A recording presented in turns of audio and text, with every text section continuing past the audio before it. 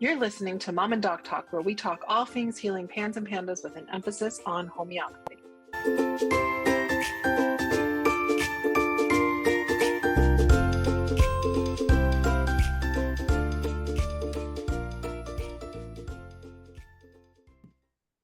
Hi, everybody, and welcome back to Mom and Doc Talk. We are here with another Just Dr. Bahr and Jody episode to talk about homeopathy, and today we're talking about homeopathy and mold.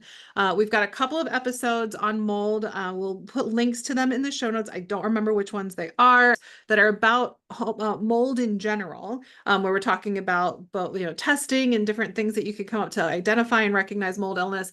And then like two fantastic episodes that are about mold remediation, and then one where we talk about mold as it relates to like other complex chronic illness with Dr. Neil Nathan too. So those are all from season 1. Again, we'll put links to all of those 4 episodes in our show notes. But today we wanted to talk about homeopathy and mold specifically. So we touched on it in all of those episodes, but let's just talk about like the impacts of homeopathy has in helping with recovery from mold illness and reducing susceptibility to mold illness. I'm going to throw a curveball at you here, and I'm going to ask you to lead us off by sharing about your story, because mold has been a big part of your family's.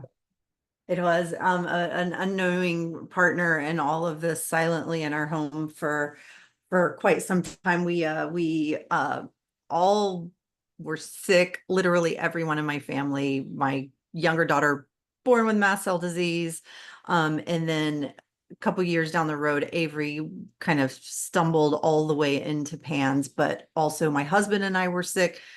I didn't know anything about mold at the time, but then we ended up finding out that we had a leak behind our washing machine that had been leaking for a very, very long time. And we had some really bad mold in our house. So that was, we went through the, I hate talking about mold remediation because there's a whole lot of different ways that it can be done. I don't feel like we did it the right way, but it was still effective. And we, there's just so many different ways that you can handle that, and everybody needs to handle it a little bit differently. But ultimately ended up moving out of that home and going into an RV and getting rid of some stuff, not everything. But it was such a drastic impact on all of our health, and especially my girls. They were so incredibly sick whenever we were in that moldy house. It's wild what mold did to all of us. Mm-hmm.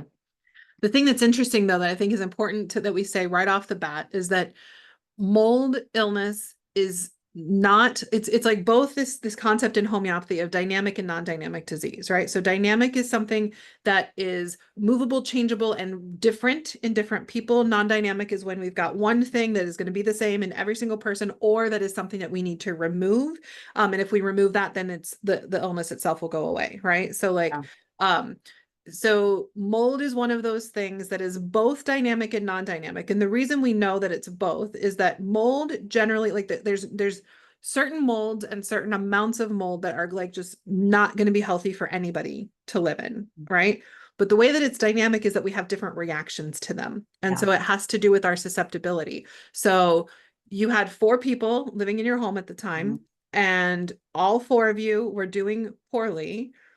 You had some overlapping symptoms, but a whole lot that didn't overlap, right? Yeah. Oh yeah. We had mast cell, we had PANS, we had POTS, we had mood dysregulation, we had respiratory issues, we had, I was itching and having hives, and my tongue was swelling all the time. Like each one of us was experiencing it completely different with a tiny bit of overlap in some of our symptoms. Yeah. And even if there's like, even some of the stuff you were talking about, like has some mast cell activation related symptoms, but even that it's going to be different in different people, right? So some people it's going to be respiratory, some people it's going to be skin, some people it's going to be digestive, some people it's going to be mood. So it's dynamic in that we don't all have, it's not like this amount of mold is, X amount of mold is going to cause these symptoms in everybody. That's non-dynamic sort of circumstance. It's variable, because as you're healing, and I'm sure we'll get there too, like your kiddos who have been healing for longer and doing better and are like, generally healed from their chronic stuff, they're not the ones that you can tell that there's mold around anymore. Like, I'm not very sensitive to mold. So I go to a conference and everybody around me is who's super sensitive is saying, oh my gosh, there's some mold in this hotel or mold in the rooms or whatever. I'm like, what? I can't tell. I don't notice. My husband is very sensitive to it. And so if there's mold around, he's got skin stuff. And so there's varying degrees of sensitivity and different susceptibilities and different ways that we respond to it. So that's why homeopathy can be a vital component to helping heal from mold illness, because mold is something that exists in our environment. We cannot eliminate it. We can't outrun it. In fact, I just listened. It's so funny that we're talking about this today. Like literally 2 days ago, I finished listening to a book all about fungi and all of the ways that it has, and mold is a fungi, all of the different ways that our lives have sort of evolved together and ways that we are dependent and that there are a lot of beneficial things to us and there are ways that it's disadvantageous to us, right? Mm-hmm. And a lot of the ways that mold has become a big problem to us is because of chemicals we use that it's fighting against. So it's basically like mold is fighting us and we're fighting because we're fighting mold. And if we weren't using some of these chemicals, it wouldn't be quite as toxic to us. Yeah.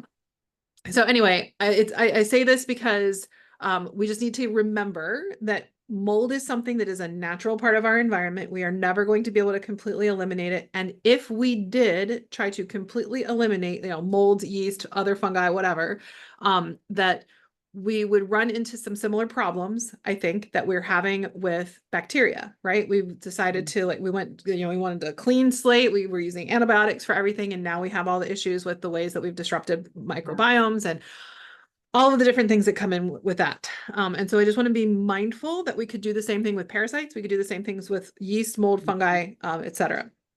So we can't get to a place that's completely mold free. That's just not possible. We need to be able to feel our best and live and thrive within the normal fungal ecology.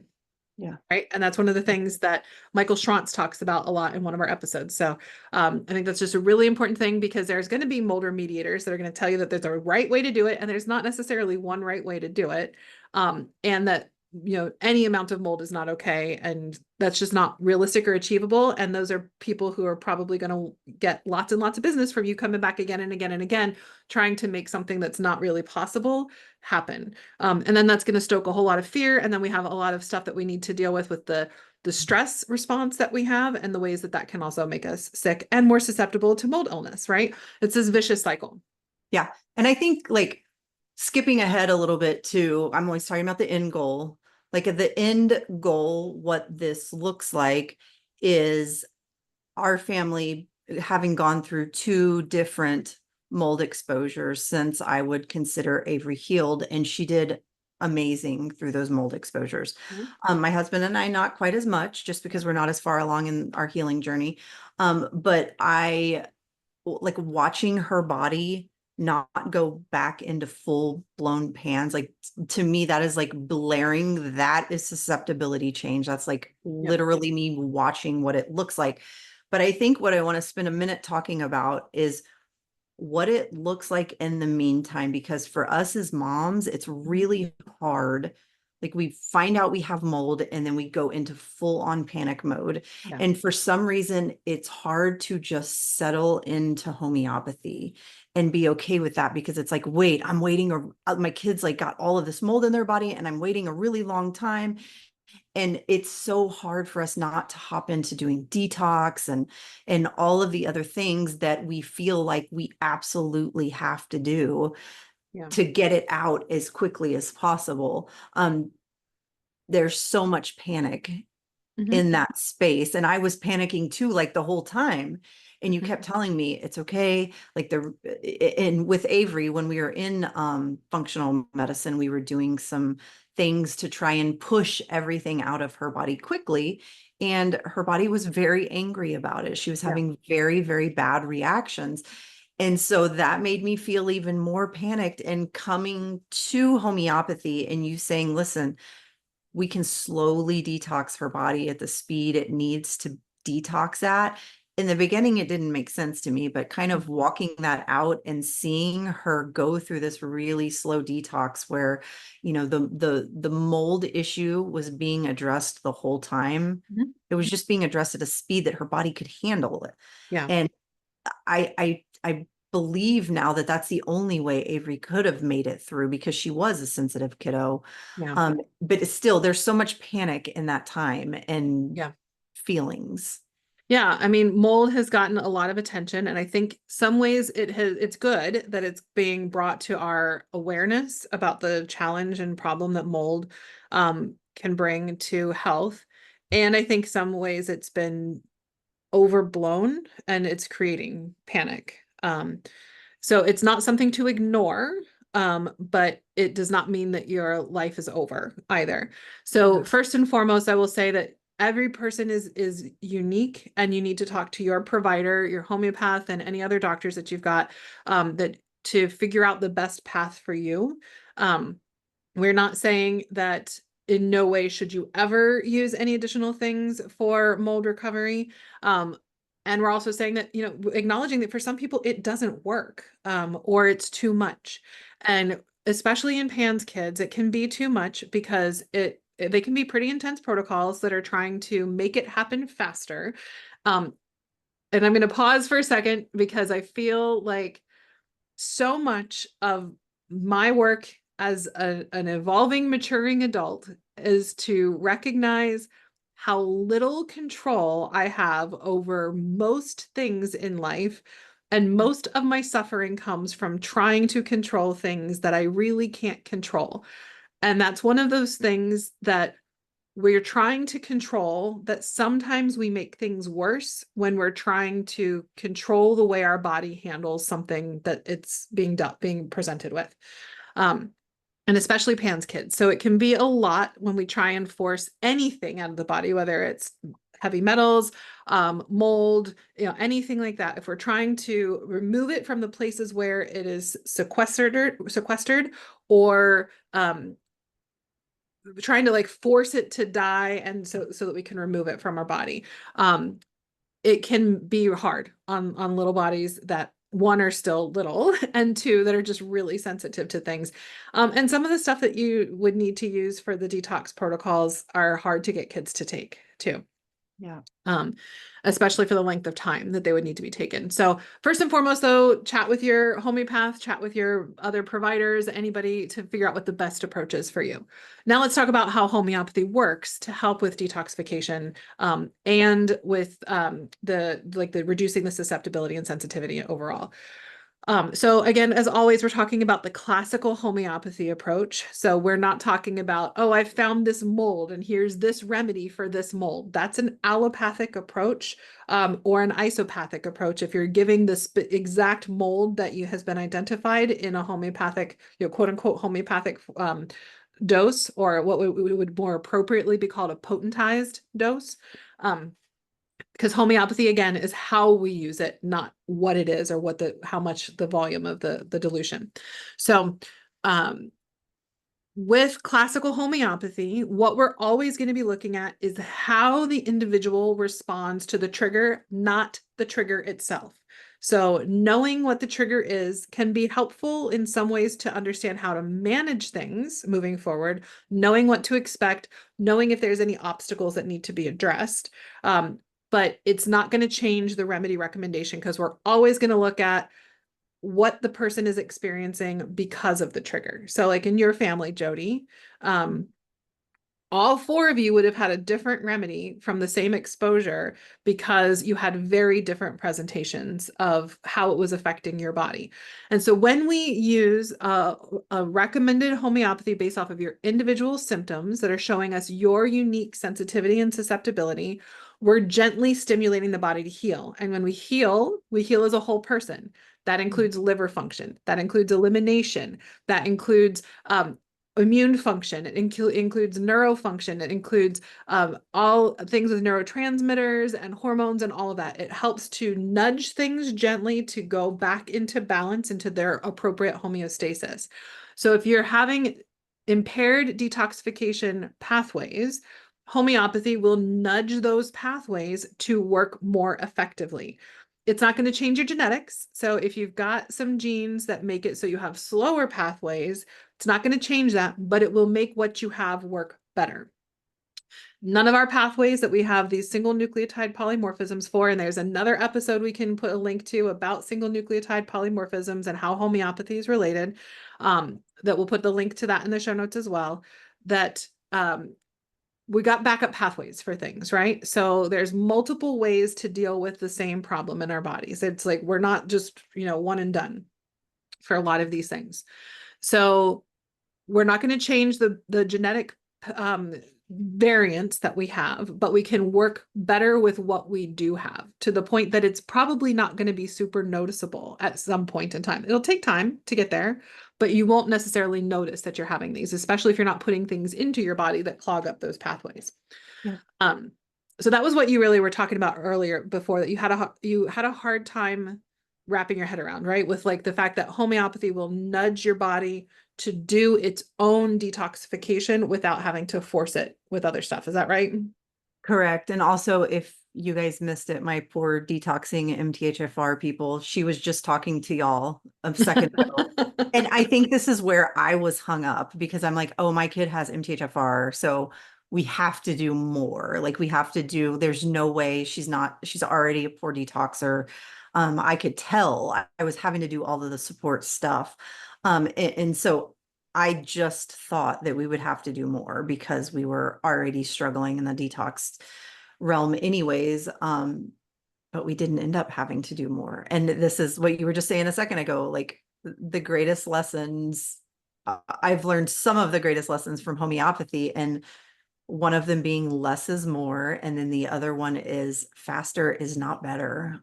Slower has, like with everything, I feel like you say this all the time. I'm Slow not is going to smooth and smooth is Yes, fast. yes. And I always get that wrong, but it's so, so true. Allowing homeopathy to give those gentle nudges, heal whatever it was that was messed up with Avery's methyl cycle. Doing that nice and smoothly was, it was so much kinder to her body, Yeah. and it was easier on her, and it involved less. I believe that it involved less big flare-ups because Yeah. we weren't making her body angry. It's so hard to wrap your body, or your, not your body, your mind around the fact that homeopathy can do that, but it Yeah. can. And I've seen that happen in all four of us in Yeah. different ways, and Yeah. really kind of slowly address all of those symptoms that we had Yeah. from the mold. And it's just so neat to see the other side of that, where Yeah. we're being exposed to mold and it's nowhere like it was before. Yeah. And we're always like, we bought a brand new house because we didn't want to be exposed to mold, and we've had two major mold exposures since being in this house. We'll never be away from it. Never It's always fully. going to be part of it, but all of our susceptibility is different now, and that's really cool, seeing the end of it. Yeah. So I have my background, and before I became a naturopathic doctor, I was my undergrad is in physiology and neurobiology. And so I can still, like many people, get really hung up on mechanism of action. How. And the truth of the matter is we don't know exactly how it works to get all of these things moving in the right direction. We'll do another episode going into more of like the explanation in general about how homeopathy works and primary and secondary actions. But when it comes down to the cellular level, the most we can see is that there are places that the nanoparticles that are found in some homeopathic preparations bind at the cellular level and lead to cellular adaptive change. We just don't know what happens beyond that and how exactly it's promoting appropriate detoxification and appropriate elimination and all of those different things, right? Um, what I can tell you though is, because I'm such a person that, like, homeopathy skeptic, I almost quit naturopathic school because of homeopathy being a required part of the curriculum. So I went through all of the stuff to learn all about the detoxification pathways and all the ways that we could come in and like have some force and like control what was happening and control outcomes and direct the way things were going to go, instead of listening to the wisdom of the body. And I will tell you, I have never seen sicker people than people going through forceful detox. And Yeah. It's hard. It's hard on the body. I had so many times that like I had to sit with somebody who I was, there on like a shift as a medical student, a naturopathic medical student, who was going through a detoxification protocol, and like they just looked wretched. They felt wretched, and I had to sit there and just hold that space for them. And I honestly, sometimes I didn't understand why they kept doing it. And especially once I saw how effective homeopathy was and how much more gentle it was, that people weren't suffering while they were trying to force these things out of their body. Um, and that they were still healing. And maybe the numbers weren't moving quite as fast, but we saw labs change.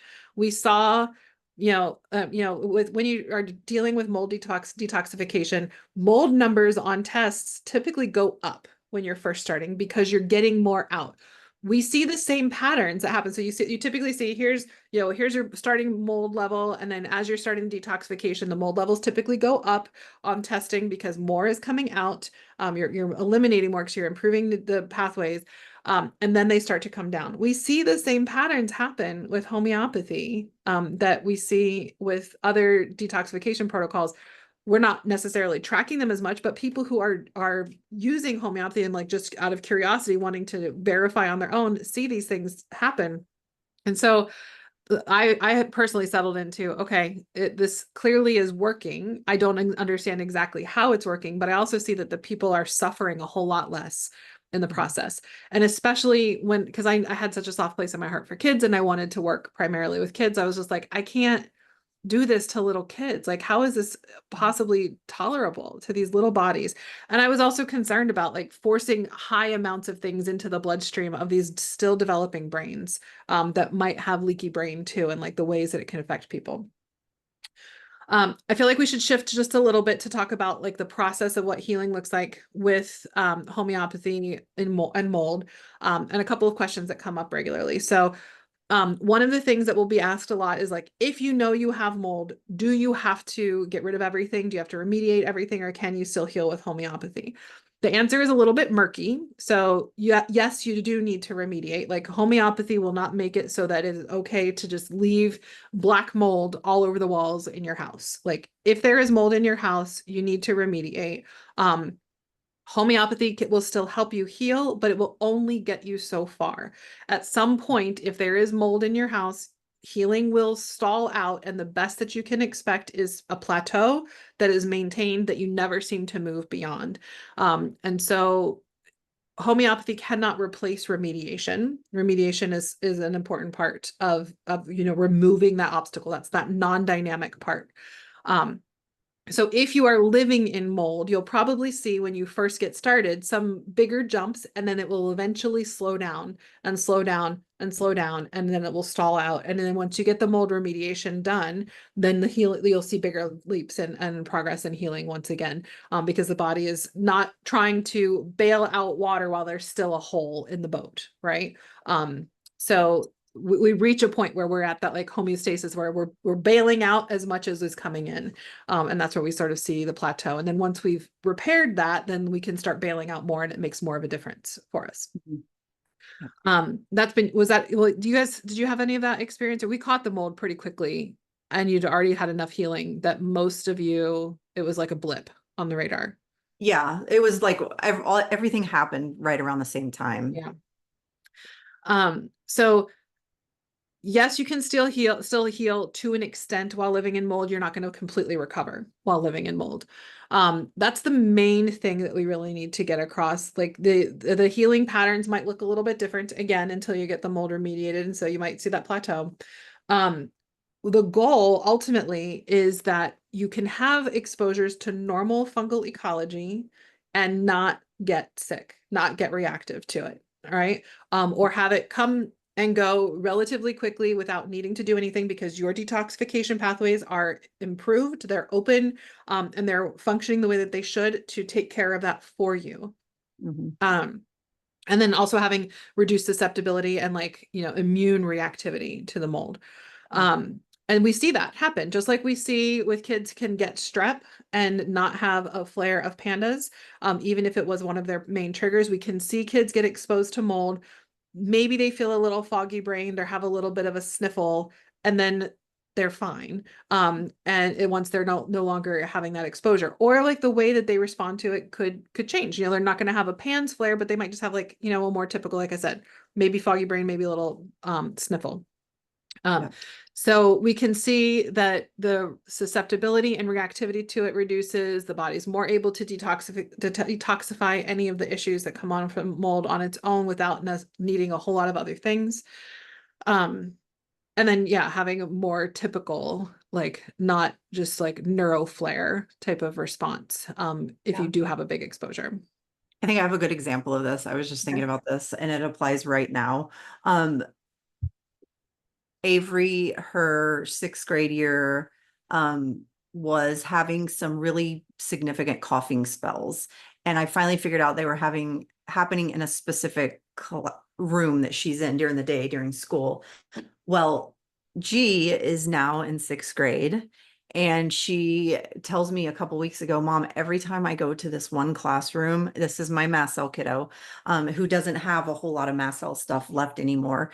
She says my ears and my cheeks get really red, but it's only when I'm in this classroom. It's a classroom that connects to a bathroom. I'm pretty sure it's moldy, but it's just so wild to me. Like her mast cell symptoms were so bad. Mhm.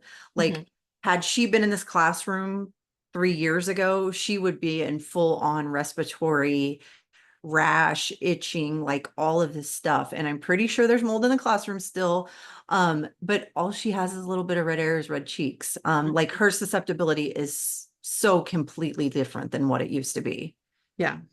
Yeah. And once she's out of that room, is she feeling better, or does it Mhm. stick with her through the day?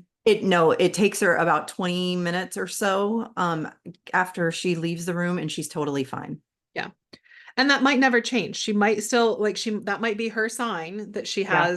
that she's been exposed to mold, but it's her body is able to process it. So like with homeopathy, Yeah. we're not looking for perfection. We're not looking to turn ourselves into like, you know, the word is escaping me, but like basically superheroes that can affect them. Mhm. We're looking for resilience, which is, why I Yeah. called my practice resilience naturopathic. But we're looking for resilience, that we can have things that are normal parts of life that will affect our health, that will affect our emotions, that will affect our well-being, that are blips that might make us feel a little bit off for a little while, but we can bounce back from without needing anything else other than time or a shift in circumstance that we can recover from on our own without even needing a homeopathic remedy. That's our goal. Yeah. So it is something that can be done with even with mold. But yeah, you can't just stay living in a moldy house. You do got to address the mold, because that's again the non-dynamic part. Homeopathy can address the dynamic part of mold illness. Anything else you think parents need to hear about healing from mold with homeopathy? I think I'll say this just because I talk to moms, like I talk to moms about this on a pretty regular basis, and I also see it come up in the group. Is the different styles of homeopathy, Mhm. classical versus giving a homeopathic remedy to specifically detox mold. And I think we have Here some, we go. yeah, we have some confusion around that. And, you know, I think classical homeopathy, the whole way is going to ask the body why it's